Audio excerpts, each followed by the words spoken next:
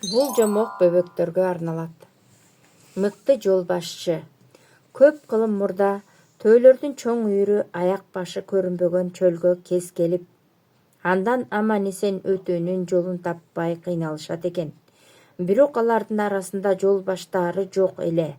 Эми эмне кылабыз деп айлалары түгөнүп, ары ойлонуп, бери ойлонуп, жол башчы издеп башташыптыр. Издеп отуруп, жол билер бирөөнү табышат.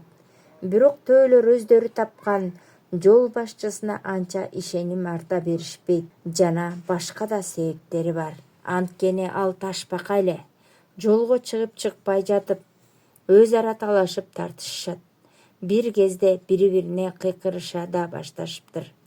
Арасынан бирөө мындай дептир: Кокуй, ушул ташбака менен чөлдү кантип басып өтөбүз? Мээ иштебесе буту колдун азабы дегендей эле болуптур го бул жагы. Мындай кылсак чөлдөгү чычкандарга күлкү болобуз. Эмне, кете беребизби ушинтип?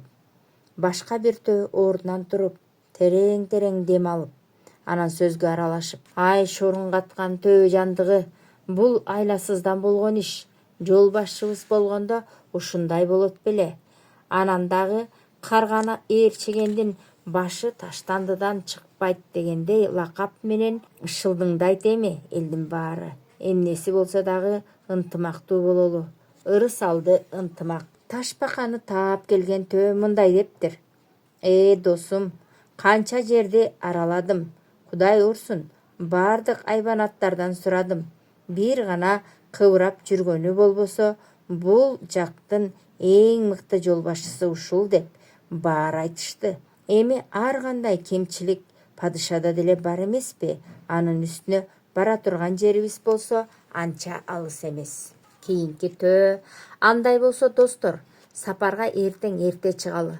Биздин жол башчыбыз кантер экенин көрө жатаарбыз. Сабыр кылып туралы. Ошентип эртеси күнү жолукмак болушуп, төөлөр өз жатактарына тарап кетишти. Эрте жатып, эрте турууну макулдашышты.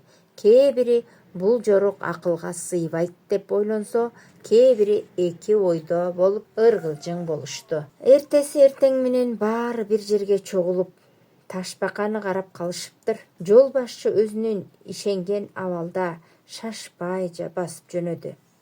Үстүндө көтөргөн жүгү үйү. Бир топ убакыт өткөндөн кийин кээ бир төөлөр жай баскан жол башчыдан тажап: Минтип отурсак бул тоолор менен дөбөлөр качан бүтөт деп кейишет. Анан бирин экинден болуп кербенден чыгып кете башташат. Ниеттери жете турган жерге тез жетүү. Ошол учурда ачкы арстандар курсактарын тойгузууга жем издеп жүрүшкөн экен. Кыска бир убакыттын ичинде кеч да кириптир. Жол башчы да чарчаңкы. Анан кербен эс алуу үчүн токтоп жай алышат. Ташбаканы ээрчиген топ берки кетип калган төөлөр жетти бекен деп ойлонушат. Бирок арасынан айрым төөлөрдүн чыдамы кетип, башка жолго түшүп, жол башчынын тобунан бөлүнүшөт. Эртеси күнү ташбака шашпай жолун улады. Аны ээрчиген 3 эле төө калыптыр. Сабырдын түбү саралтын демекчи, ээрчиген төөлөрдү жете турган жерине аман эсен алып келиптир. Көрсө ташбака ал жактагыларга да жол башчылыкты үйрөткөн мугалимдик жайы бар экен. Кербенден кеткен төөлөрдүн дайыны жок. Бөлүнгөндү бөрү жейт деп бекер айтпаса керек да эл. Көбүн карышкырлар жеп кеткен дейт.